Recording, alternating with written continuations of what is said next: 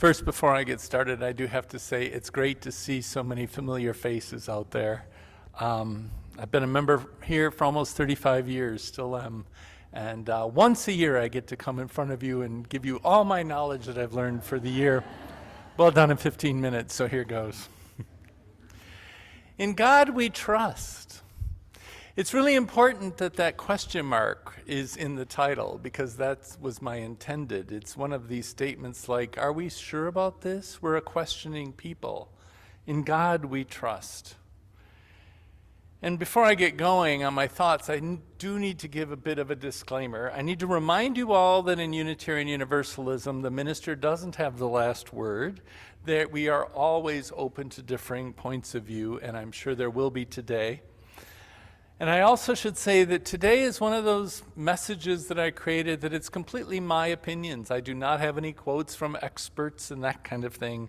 This is just me thinking about trust and the statement, in God we trust. And it's kind of triggered, frankly, by, I think it's the very first assignment I had in seminary. We were supposed to write an essay on in what do you place your trust? I have no idea what I wrote at that time. Probably something about love and human connection and that kind of thing. But it does tend to trigger a question in your mind that lingers. I've been out of seminary I started seminary 15 years ago, so it's still there. So this was originally written for our theme in March in my congregations was trust, the spiritual practice of trust. And so I thought, where is that word used the most in our society? What angle should I take on this? And of course, immediately it popped into my head, in God we trust, because it's everywhere, as Willow said. It's on our money.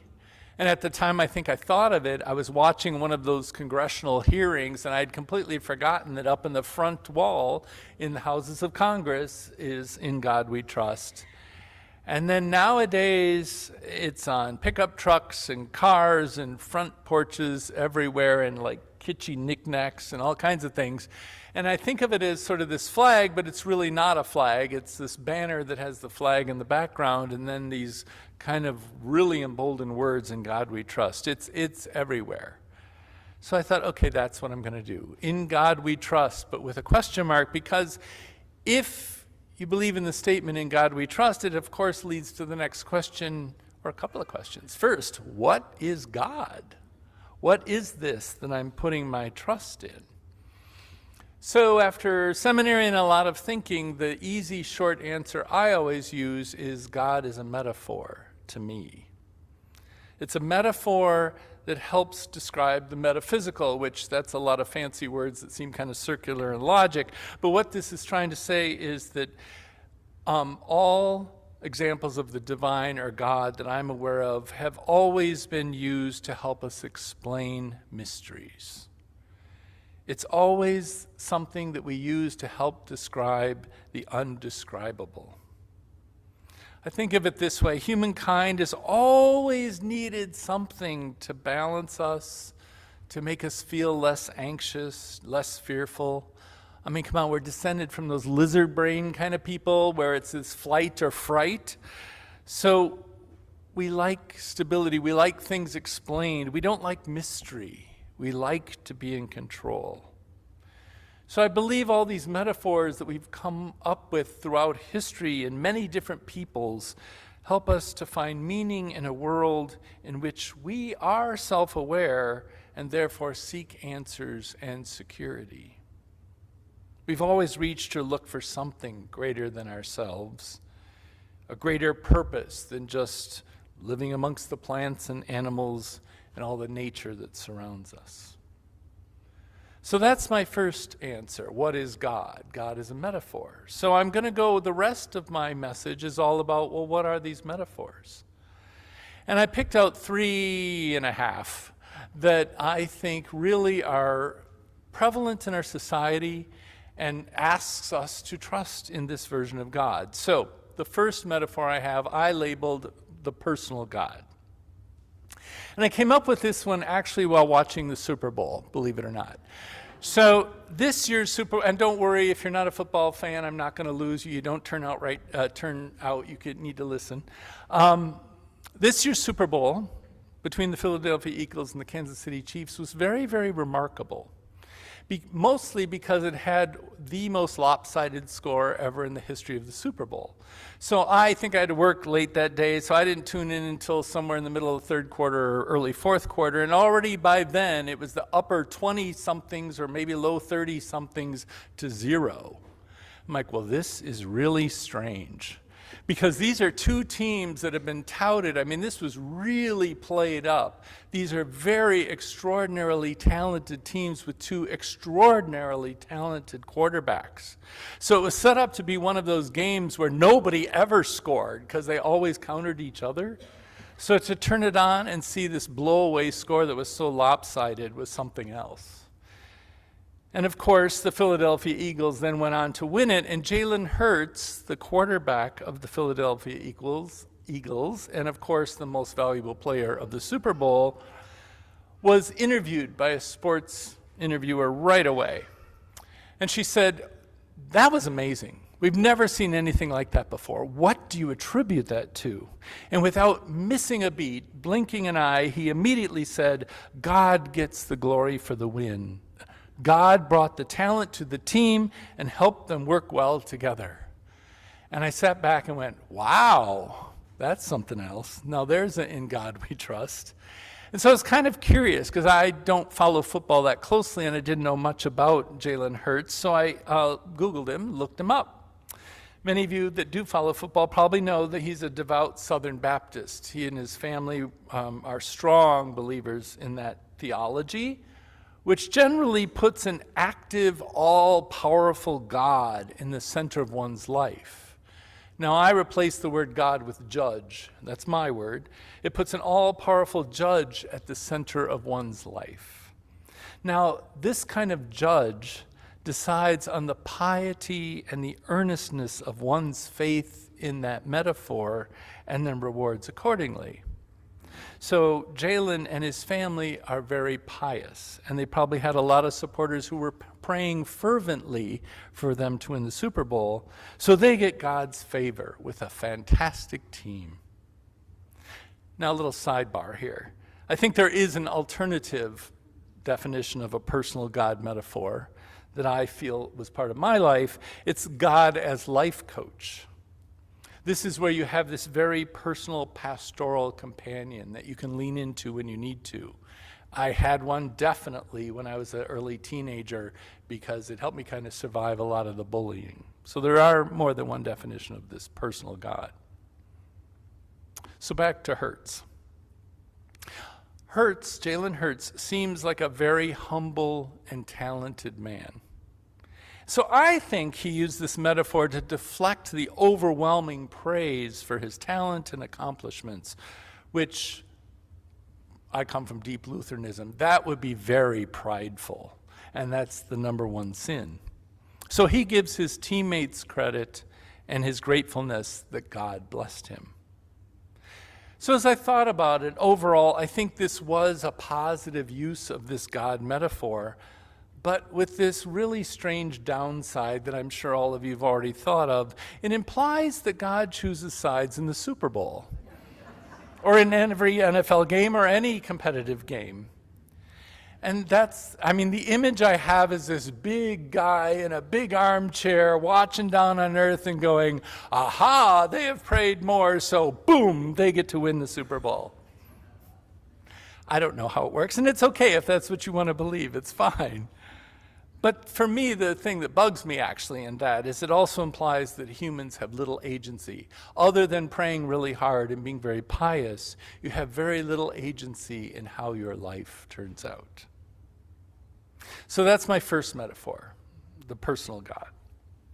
The second one is, I labeled it the God of history. And in this case, I think this is one that's in the press and in the media all the time. In God we trust, in my opinion, is the same thing as manifest destiny. Now, if you fell asleep during 8th grade history class or can't remember what this is about, manifest destiny was this idea that the people from Europe that came to this part of the world We're given this land because we were chosen by God. They were chosen by God, but I'm a descendant of them, so I said we. We were going to build a nation that was chosen by God. We were the first official democracy, frankly, since Greece. And as those people came from England, the Pilgrims, the Puritans, and they landed in the Massachusetts Bay Colony, there was this golden city on a hill, Beacon Hill, in Boston. And so they believed that this is what they were going to set out to do. By the way, those are our Unitarian ancestors. That this country, this nation, this people was going to be an example to the rest of the world on how to live God's way. So this God of history and the statement, "In God we trust," to me is very tied up with this manifest destiny, is what it's been called in this country. It's a very traditional metaphor, and it was often used in European empire building. In fact, the 16th century Pope granted the explorers in the New World immunity from being damned in hell because the natives in both Africa and in North and South America were not Christian, so they were not worthy to live or possess the land. But before that, the Romans used it. They conquered most of what we know of as Europe, everything around the Mediterranean, because they believed they were the chosen people, had the most sophisticated civilization at the time, and it was fine to take over whatever they wanted. And before that, it's modeled for us from stories in Hebrew Scripture of God's chosen tribe of Israel. They ended up in Egypt and got enslaved, and I'm not quite sure, for probably 100 years, maybe more, and then escaped and spent 40 years in the desert, only to culminate in God giving them the land of Canaan, which is today Palestine. And if you read the stories, there's story after story of God helping the Israelites take one city after another and make sure that all the Canaanite leaders were slaughtered. So it's not an American phenomenon. But nowadays, it tends to be thought of as certain white Christian Americans are God's chosen group of people. And this comes from a long history in our history that we're given the green light to dominate others. The obvious one was in the beginning, the indigenous peoples that already lived here, the enslaved Africans. And then the Mexican-American War. I think we forget that we just took over half of Mexico as it looked on the map in the 19th century. Then there was Puerto Rico, there was Panama, Hawaii, Philippines, Guam, over and over again. It's part of our manifest destiny. And I think it's turned into now not just peoples and land. It's the goal is to conquer and subjugate the universe. It's going to continue. People, nature, and now planets. I seem to recall there was somebody running around in a t-shirt that said colonize Mars. It's all to bring it all into the fold of the way God wants it to be based on their interpretation. So my summary of this metaphor, the God of history, it conveniently supports violence, suffering, exploitation, and destruction, all in the name of a metaphor. And obviously it's very, very, very dangerous. So that's two versions of In God We Trust and what God we're trusting in. My third is God and humans as co-creators. This one is sourced from modern Christian theology. It basically sums up, in my opinion, to the story of Jesus as the perfect example of humanity, or a story of God coming down to earth to show humans how to co-create paradise on earth, to live a different way, to live love-centered lives, if you will. And actually, it's pretty similar to the original Universalist theology. The metaphor, I believe, focuses on the perpetual creation story of the universe. Everything is always evolving, always creating. And this isn't, for the scientists in the room, this is not that amoral creation story where it's purely scientific, the Big Bang, everything's threw out into the universe, there was destruction, death, and it just simply exists. It just is. This metaphor of God, because of course God has to have a role in it, focuses on the creation of life in the universe and names it good or better. There is no bad, just life and dormant, or waiting for life. And I believe it comes, again, out of human experience on this planet. That there hasn't been a destruction of the planet, the entire planet, since the meteor hit the Earth and the dinosaurs were extinct and we started taking over. So we have this experience that with enough time, nature seeks balance, harmony, and stability. The easy example for me to think of is a volcano. When pressures build underneath the ground, eventually it erupts, and yes, the immediate area gets destroyed. But over time, if the volcano goes dormant, the sides of the volcano return back to nature with enough time. Humans have agency to support positive creation of balance, harmony, and sustainability. I think by the 21st century, we've proven that humans have a huge influence on this planet. So to summarize this co-creating God, I believe it's a metaphor that closely resembles Unitarian Universalist shared values and traditions. An understanding that creation is ultimately headed towards justice, harmony, and stability, and that we are capable of assisting in that progress to counter the human forces focused on the opposite. And then I told you when I started I had 3.5 metaphors, so here's the half one. I was still playing with this "In God We Trust" and remembered that it wasn't always our unofficial slogan. It used to be "E pluribus unum" until the Cold War started and the very intelligent folks in Congress decided that because we had this godless, atheist Russia and China out there, we needed an example to show how godly we were. So at that point, they voted to make "In God We Trust" our official slogan and replace it all on our money. So "E pluribus unum" means out of the many one. Now, it originally was a political statement because we had these 13 colonies that became states, and so out of the many 13 colonies, one country. But I think, in my opinion, it lost that definition over time, and it became this cultural statement. Out of the many peoples that then immigrated, especially in the 19th century, into the United States, we became a unified, although diverse, culture. And then I started thinking, well, how does it work with this co-creator God thing? And I thought, well, in this day and age, it's not just about peoples, it's about everything.